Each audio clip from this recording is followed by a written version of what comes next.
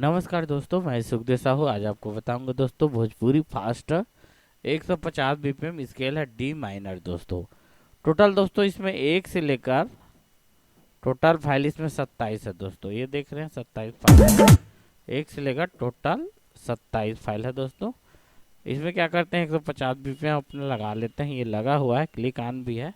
तो वीडियो बने रही है, बहुत इंपॉर्टेंट लूप है जो काफ़ी भोजपुरी वाले बहुत पसंद करेंगे दोस्तों। तो चलिए दोस्तों वीडियो में बने रही है, एक से लेकर पूरा हम 27 फाइल तक आपको सुनाते हैं दोस्तों।